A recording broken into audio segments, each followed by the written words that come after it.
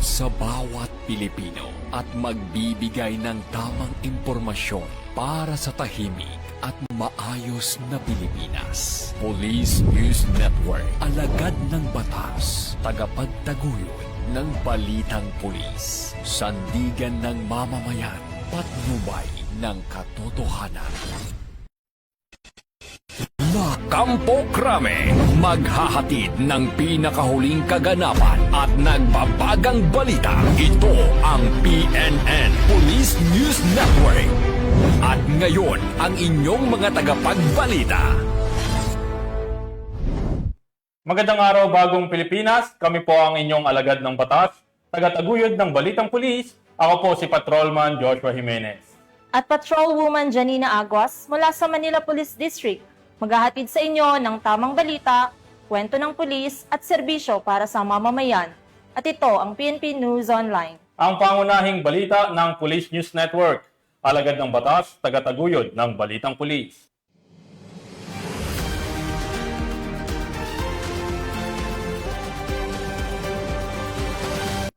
Narito ang mga balitang dapat niyong abangan.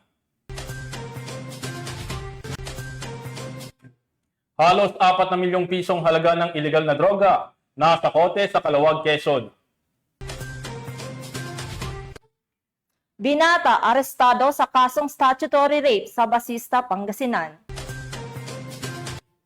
At 3 regional most wanted person sa rehiyong Bicol, hawak na ng mga kapulisan.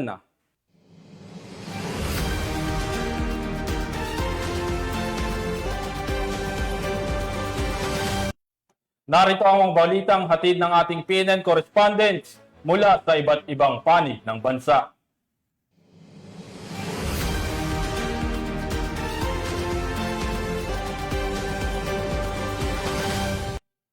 Simulan natin ang balita mula sa bahagi ng Luzon.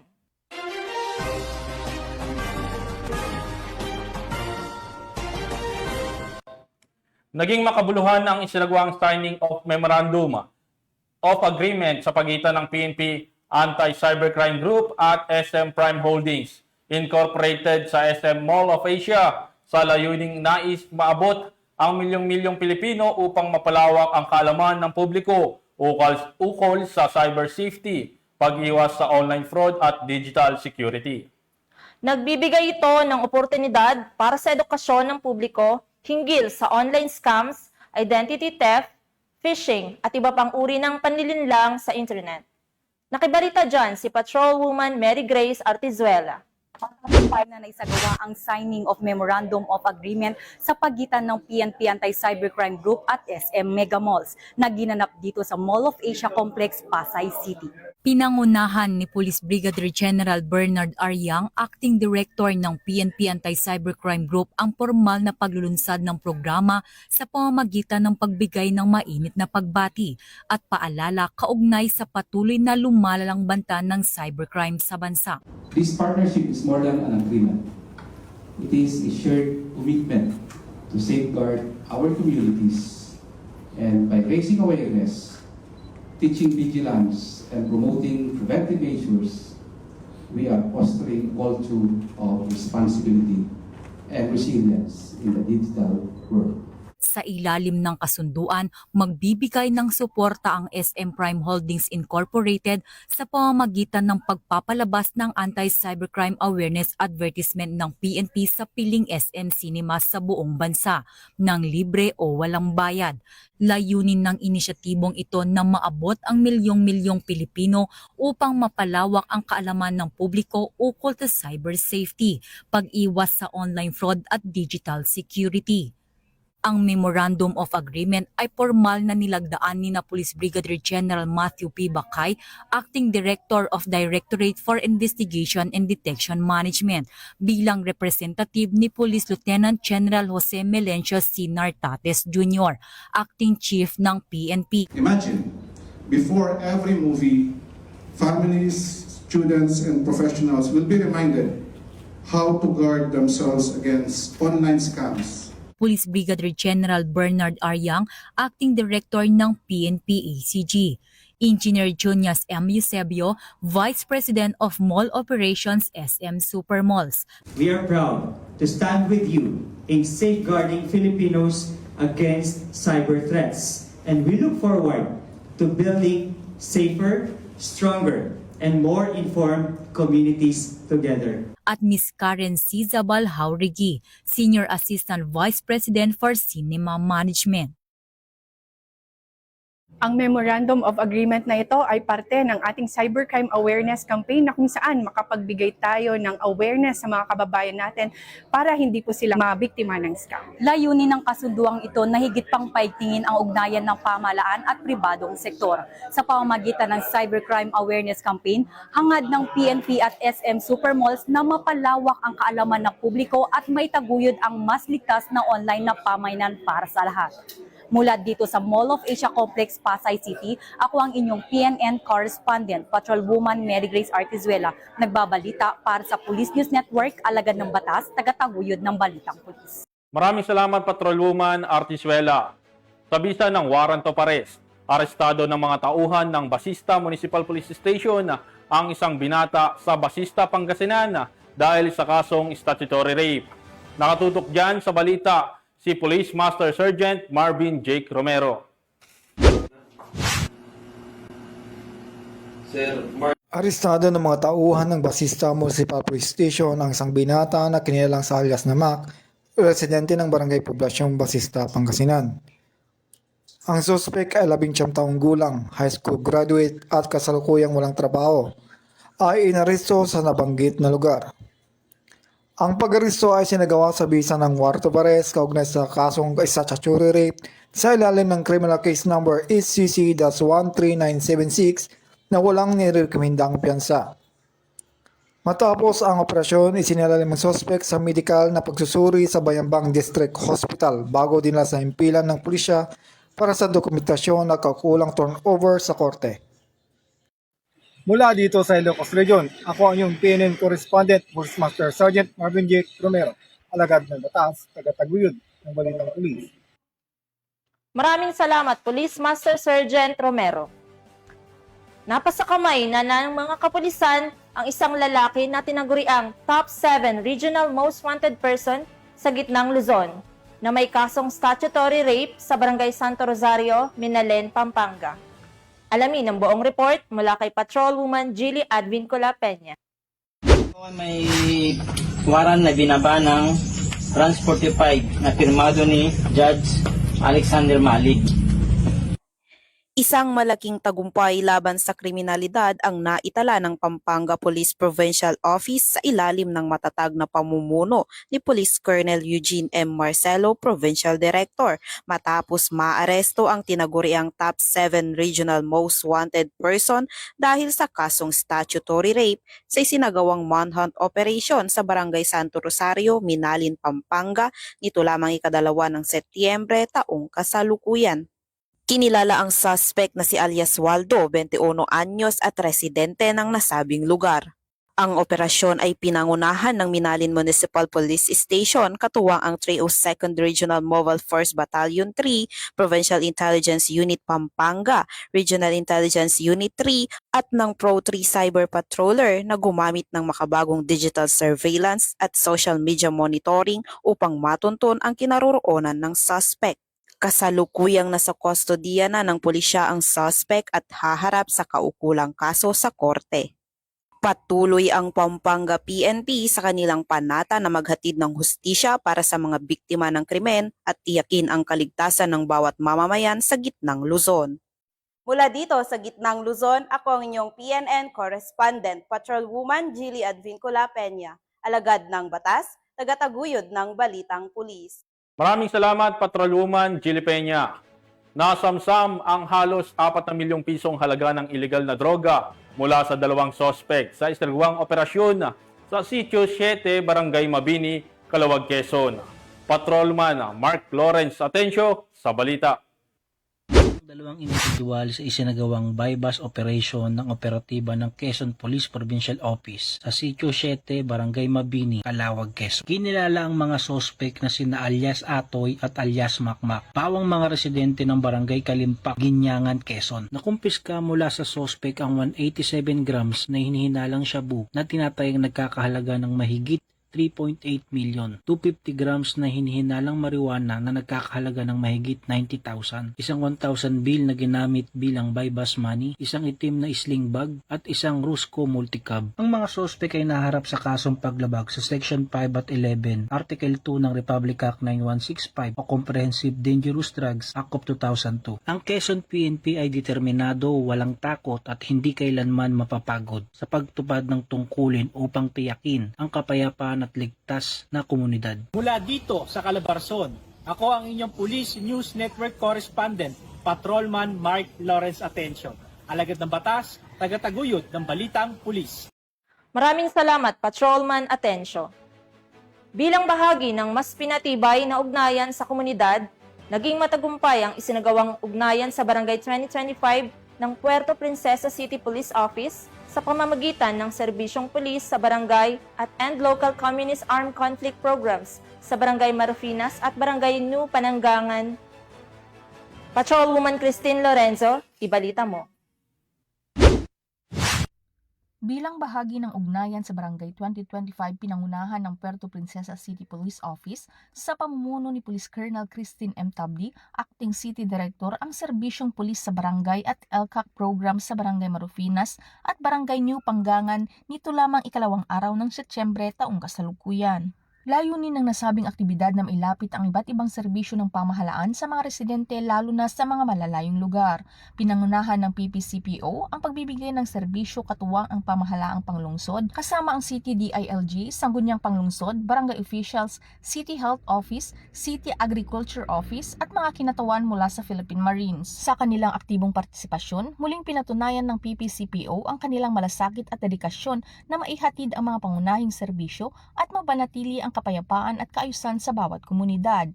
Ipinakita rin ng programa ang kahalagahan ng pagtutulungan ng kapulisan at ng iba pang sektor ng pamahalaan upang masiguro ang seguridad at kaunlaran ng mga mamamayan. Patunay ang matagumpay na aktibidad na ito na ang Puerto Princesa City Police Office ay patuloy na gumagawa ng mga hakbang tungo sa pagbibigay ng dekalidad na serbisyo at sa pagsusulong ng kapakanan ng bawat mamamayan bilang katuwang ng pamahalaan sa pagpapanatili ng kapayapaan at kaunlaran.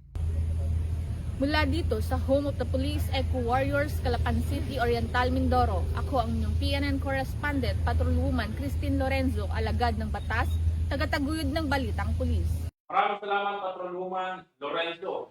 Nasa kote ang mahigit 100,000 piso halaga ng shabu mula sa dalawang individual matapos ang isang bypass operation ng mga otoridad sa Quirino Avenue, Barangay 706, Malate, Manila. Police Corporal Abigail Rojas sa report.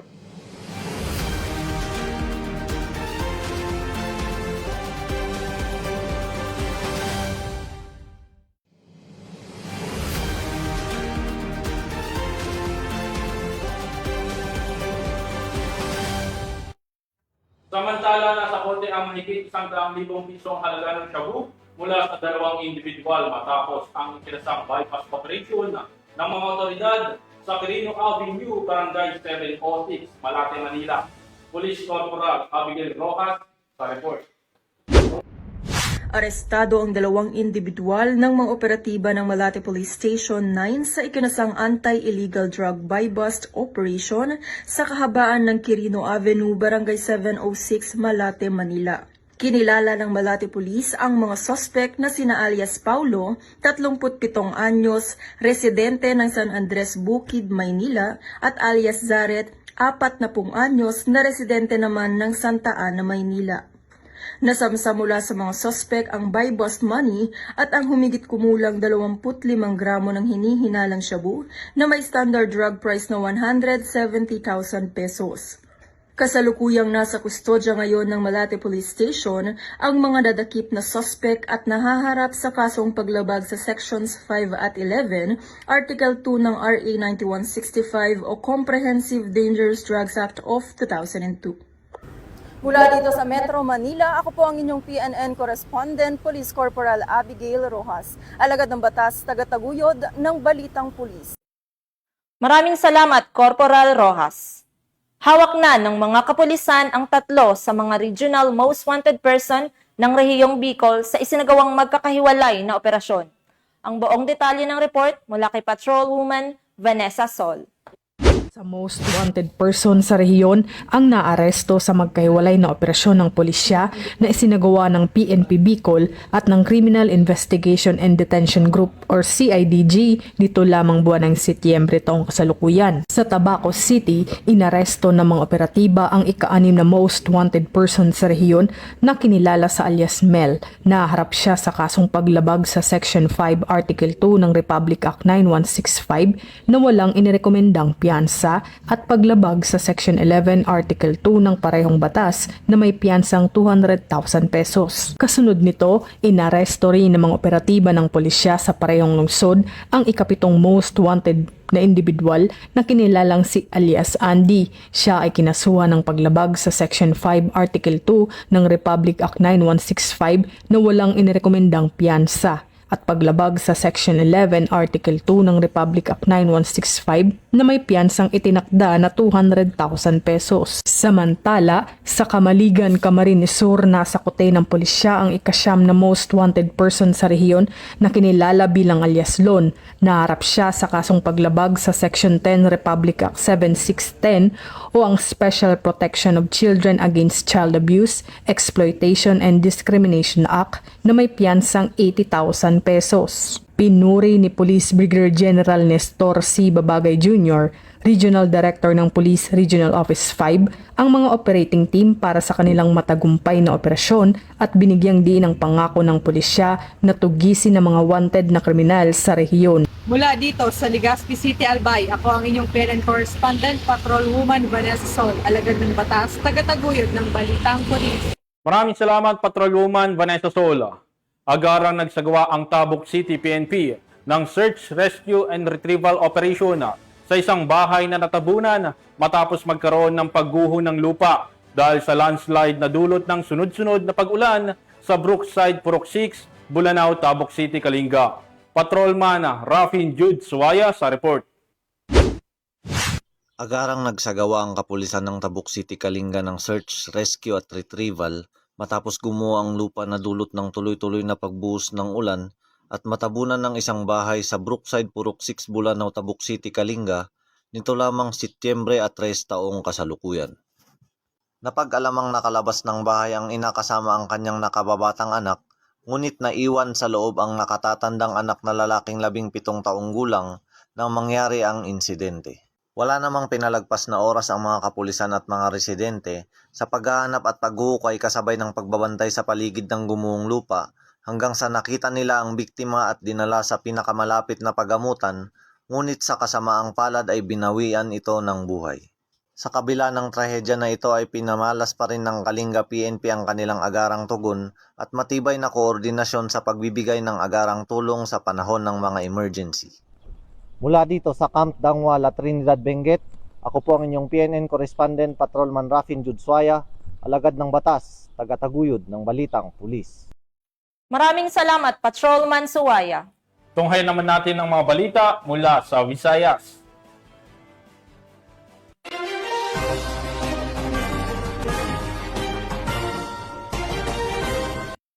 Bilang bahagi ng Crime Prevention Week, nagsagawa ang mga kapulisan ng Barbasa Municipal Police Station ng paghahandog ng school supplies at mga pagkain para sa mga estudyante, Maayos Elementary School sa Antique. Ipinapakita ng aktibidad na ito ang pagsusumikap ng kapulisan na mapalapit sa mga mamamayan, lalo na sa mga kabataan, sa pamamagitan ng mga makataong serbisyo. Nakatutok dyan si Patrolwoman Julie Bell Alvior. Pagbubukas ng linggo ng National Crime Prevention Week na may temang pinalakas ng pamahalang lokal para sa ligtas na pamayanan, pagpapatibay ng mga programa sa pag-iwas sa krimen sa ilalim ng Community and Service-Oriented Policing, muling nagbigay ng kulay at sigla ang mga tauhan ng Barbasa Municipal Police Station sa mga mag-aaral ng Maayos Elementary School sa Barangay Mablad, Barbasa, Antique sa pamamagitan ng kanilang ika-4 na League of School Supplies Distribution at Feeding Activity Nito lamang ikadalawa ng Setyembre taong kasalukuyan. Umabot sa 115 mag-aaral mula sa kindergarten hanggang grade 6 na nagmula pa sa Aplad Barangays ng Marigne, Langkaan, Mablad, Mayos at Bigaa ang nakatanggap ng kumpletong school supply packs na higit pang nagpalakas ng kanilang kahandaan at kumpiyansa para sa darating na taon ng pag-aaral. Naging mas masayang araw sa pamamagitan ng mga palaro gaya ng Kalamansi Relay at Blindfolded Banana Eating Contest. Kasunod nito pinagsaluhan, mainit at chicken sopas at pandesal. Nagbigay rin ng maikling talakayan si Police Master Sergeant Cleofe Mendoza, Women's and Children's Protection Desk PNCO, ukol sa bullying, good touch and bad touch, anti-rape campaign, anti-illegal drugs at sexual abuse. Nagbigay rin ng maikling talakayan si Police Master Sergeant Cleofe Mendoza, Women's and Children's Protection Desk PNCO, ukol sa bullying, good touch and bad touch, anti-rape campaign, anti-illegal drugs at sexual abuse. Naging posible ang makabuluhang pagtitipon dahil sa pagtutulungan ng Barbaza Municipal Police Station sa pamumuno ni Police Captain Alan S. Alagos, Officer in Charge, katuwang ang Municipal Advisory Group na pinangunahan ni Vice Chairman Mitch Arnaiz Jr. at ang SK Municipal Federation President na si Honorable Steve Ivan Palacios. Nagpaabot din ng malaking suporta ang mga sponsor na sina Miss Evelyn Buchem ng USA at Miss Julie Jane Libres ng Boracay. Kabilang sa mga nakisa sa programang mga magulang, guro, punong barangay Benji Espargosa at barangay Kagawad Jushan Osorio na isa ring mag-member na taus-pusong nagpahayag ng pasasalamat at sa walang sawang pagtulong at suporta para sa mga kabataan ng Barbaza. Tunay na ipinakita ng naturang aktibidad ng pagdiriwang ng National Crime Prevention Week ay hindi lamang nakatuon sa kaalaman at kaligtasan, kundi nagiging daan din sa pagbibigay ng tiwala, lakas ng loob at pag-asa sa komunidad, isang malinaw na pagsasabuhay sa diwa ng Community and Service-Oriented Policy at mga layunin ng National Crime Prevention Week.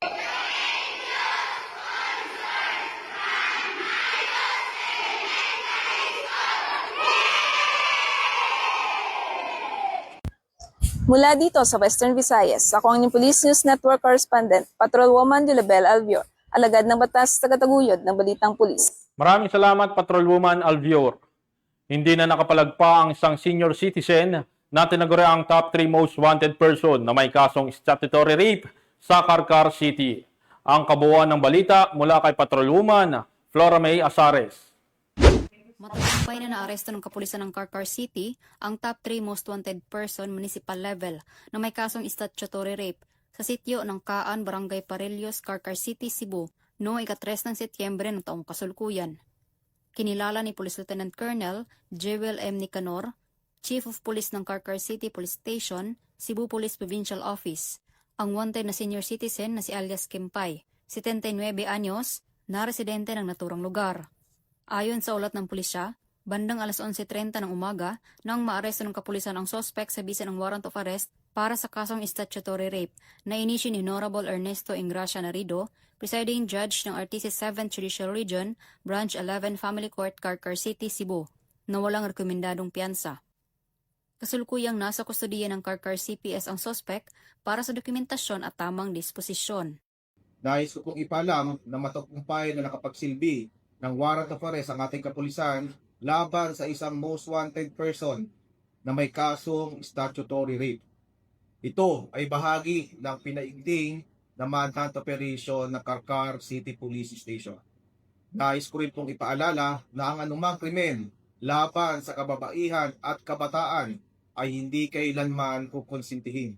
Ang hustisya ay patuloy na ipaglalaban gaano man ito katagal.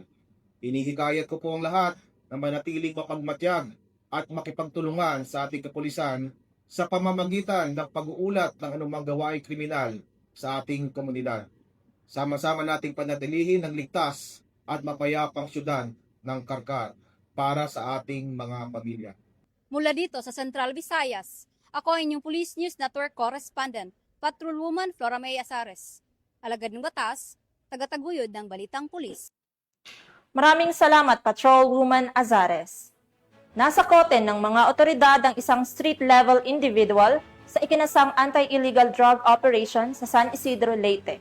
Ibabalita yan ni Patrolwoman Cristel Palafox. Nahuli ng mga otoridad ang isang street-level individual sa ikinasang anti-illegal drugs operation sa Barangay Daha, Daco, San Isidro, Leyte. Handang alas 11:30 ng tanghali ng ikasang operasyon ng matauhan ng San Isidro Municipal Police Station, Station Drug Enforcement Unit sa koordinasyon sa Philippine Drug Enforcement Agency 8. Nakumpiska sa suspek ang 6 na pirasong heat-sealed dilaw na plastic na straw na naglalaman ng hininalang shabu na may tinatayang timbang na 4.56 na gramo na nagkakalaga ng 31,008 pesos, isang 500 peso bill na ginamit bilang buy-bust money at isang coin purse. Maharap ang suspek sa kasong paglabag sa Section 5 at 11 ng RA 9165 o Comprehensive Dangerous Drugs Act of 2002. Patuloy na pinaigting ng pambansang pulisya ang kanilang kampanya laban sa ilegal na droga at iba pang uri ng krimen upang matiyak ang kaligtasan at seguridad ng mamamayan tungo sa mas ligtas at drug-free na lipunan.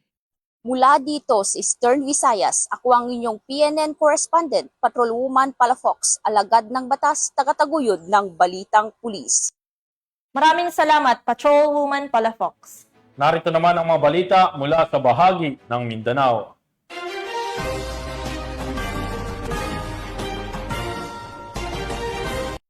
Walang kawala sa batas ang isang lalaki sa isinagawang buy-bust operation ng mga kapulisan matapos mahulihan ng ilegal na droga kasama pa ang iba pang mga parapernalya sa Cagayan de Oro City.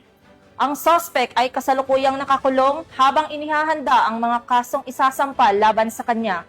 Kabilang na ang paglabag sa Republic Act No. 9165 o ang Comprehensive Dangerous Drugs Act of 2002. Patrolwoman Danessa Berdos sa report. Arestado ang isang individual sa ikanasang buy-bust operation ng mga operatiba ng Regional Intelligence Unit 10, PDEA 10, at mga kapulisan ng Cocpo Police Station 5 sa Zone 10 Upper Carmen, Cagayan de Oro City, Misamis Oriental. Kinilala ng mga otoridad ang suspect na si alias Alex, lalaki, 40 taong gulang, may asawa at residente ng nasabing lugar. Sa ikanasang operasyon bandang alas 2 ng hapon ay nakumpiska mula sa suspect ang mga pakete ng hininalang shabu at isang 500 peso bill na ginamit bilang buy-bust money. Nasa kustodiya na ng Police Station 5 ng Cagayan de Oro City ang suspect at mahaharap sa kasong paglabag sa RA 9165 o Comprehensive Dangerous Drugs Act of 2002. Mula dito sa Hilagang Mindanao, ako ang iyong Police News Network correspondent, Patrolwoman Danessa Bertos. Alagad ng batas, tagataguyod ng Balitang Pulis. Salamat, Patrolwoman Berdos. Samantala, sa mas pinaigting na kampanya kontra kriminalidad, nasa kote ang tinaguriang top 9 regional level most wanted person dahil sa kaso nitong pagpatay sa sitio Orancio, Barangay Wanja, Cotabato. Tinutukan niya ni Patrolwoman Jovelyn Dodoso. Ng mga otoridad ang isang suspect na kabilang sa regional level most wanted person sa isinagawang operasyon ng pagpapatupad ng warrant of arrest sa Sitio Rancho, Barangay Wadya, Banisilan, Cotabato. Kinilala ang suspect na si alias Tata Boy, 33 anyos, binata, isang magsasaka at residente ng Purok Malipayon, Barangay Malinaw, Banisilan, Cotabato. Ang operasyon ay sinagawa ng Banisilan Municipal Police Station Tracker Team, katuwang ang CIDG at iba pang unit, ay nagresulta sa pagkakaaresto ng suspect batay sa warrant of arrest para sa kasong murder na walang inirekomendang piyansa. Matapos maaresto, isinailalim na sa booking procedure ang suspect at kasalukuyan hinihintay ang kanyang formal na pagkakakulong sa korte. Layunin na paigtingin ang law enforcement operations laban sa most wanted person upang mapanatili ang kapayapaan at kaayusan sa komunidad at matiyak ang mabilis at epektibong paghahatid ng hustisya. Mula dito sa General Santos City, ako ang inyong Police News Network correspondent, Patrolwoman Jovelyn Dodoso, alagad ng batas, tagataguyod ng Balitang Pulis. Maraming salamat, Patrolwoman Dodoso. Inilunsad ng Santiago Municipal Police Station ang livelihood program para sa women's organization at feeding program naman para sa mga kabataan ng Barangay La Paz, Santiago, Aguzan del Norte. Sa layuning mahubog ang kanilang kasanayan at bigyang pansin ang nutrisyon ng kabataan tungo sa mas maunlad na pamayanan. Police Staff Sergeant Iris Joy Laureto sa ulat.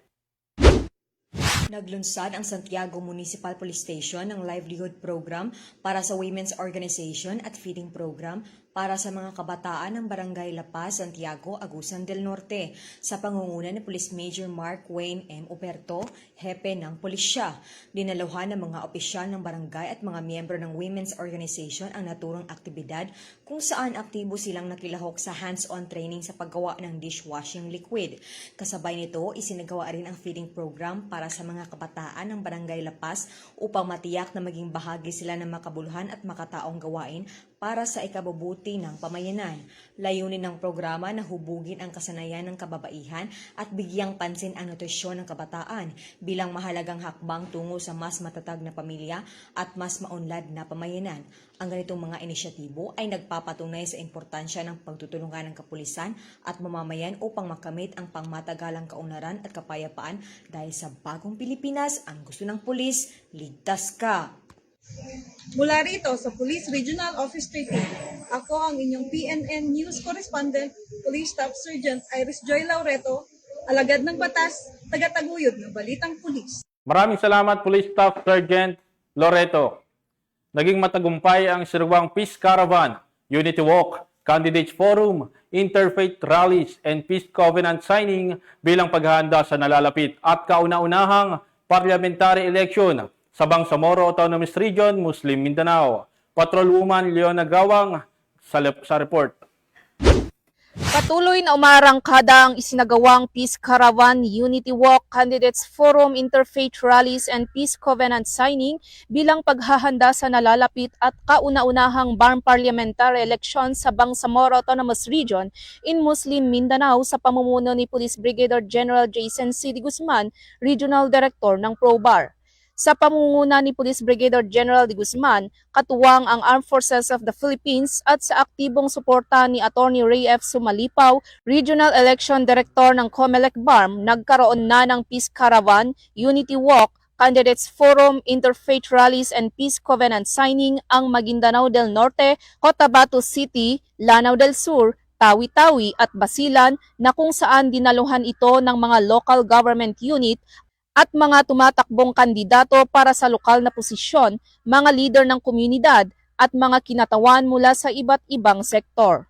Bahagi ng programa ang paglagda ng Peace Covenant kung saan nangako ang mga kandidato na magpapanatili ng kapayapaan, igagalang ang resulta ng eleksyon at iiwas sa paggamit ng karahasan upang nanakot laban sa kanilang mga kalaban sa politika. Nagkaisa ang bawat isa sa panawagang gawing inspirasyon ng halalan upang maitaguyod ang bagong Pilipinas, isang bansa kung saan namamayani ang kapayapaan, pagkakaisa at malinis na pamamahala. Samantala, patuloy pa rin ang isinasagawang paghahanda ng ProBAR sa pamamagitan ng patuloy na checkpoints operation, red teaming operations, Joint Peace Security Control Center Coordinating Conference para sa usaping deployment plan for 2025 BPE with map illustration at threat assessments. Layon nitong maitaguyod ang mapayapa at maayos na halalan sa darating na eleksyon sa rehiyon. Mula rito sa rehiyon ng Bangsamoro, ako ang inyong Police News Network Correspondent, Patrolwoman Leonora Gawang, alagad ng batas, tagataguyod ng Balitang Pulis. Maraming salamat, Patrolwoman Gawang. Huli ng mga tauhan ng Tagum PNP ang isang drug suspect na nahulihan ng hinihinalang shabu sa ikinasang operasyon sa Tagum City, Davao del Norte. Nakibalita dyan si Patrolwoman Junmarie Joy Rupin. Ang isang street-level individual matapos isinagawa ang buy-bust operation nito lamang Setyembre 2 taong kasalukuyan sa Hidyo Resources Corporation Plantation, Barangay Madaum, Tagum City, Davao del Norte. Ang operasyon ay sinagawa ng Tagum City Police Station, katuwang ang mga tauhan ng 1st Davao Norte Provincial Mobile Force Company at Philippine Drug Enforcement Agency. Kinilala ang suspek sa alias na Pudin, 24 anyos at residente ng Purok 9B, Barangay Beach Maco, Davao de Oro. Na-recover mula sa suspek ang hinihinalang shabu na may standard drug price na humigit kumulang 6,800 pesos at iba pang mga ebidensya. Kasalukuyang nasa kustudiya na ng nasabing istasyon ang suspek upang luman sa tamang disposisyon at maharap sa kasong paglabag sa Republic Act 9165 o Comprehensive Dangerous Drugs Act of 2002. Ang pagkakakumpiska ng ilegal na droga ay isang malaking tagumpay laban sa patuloy ng kampanya ng pamahalaan kontra sa ilegal na droga at patunay na mahigpit na nagpapatupad ng batas sa rehiyon. Patuloy ang investigasyon ng mga otoridad upang matukoy kung may iba pang sangkot sa ilegal na aktibidad ng naarestong sospek. Mula dito sa Police Regional Office 11, ako ang inyong PNN correspondent, Patrolwoman June Mary Joy Rupin, alagad ng batas, tagataguyod ng balitang pulis. Maraming salamat, Patrolwoman Rupi. At yan ang mga balitang nakalap ng ating PNN correspondents mula Luzon, Visayas at Mindanao. Sa ngalan po ng pamunuan ng Philippine National Police sa pangunguna ni Acting Chief PNP, Police Lieutenant General Jose Melencio Nartates Jr. at sa pamumuno ni President Ferdinand Bongbong Marcos Jr., kami ay maglilingkod sa bawat Pilipino at magbibigay ng tama at balanseng balita. Dahil dito sa bagong Pilipinas, ang gusto ng pulis, ligtas ka. Mula rito sa tanggapan ng tagapag-ugnay ng Pambansang Pulisya, ako ang inyong alagad ng batas, tagataguyod ng Balitang Pulis. Ako po si Patrolman Joshua Jimenez. At Patrolwoman Janina Aguas mula sa Manila Police District. Maghahatid sa inyo ng tamang balita, kwento ng pulis at serbisyo para sa mamamayan. At ito ang PNP News Online. Ang pangunahing balita ng Police News Network.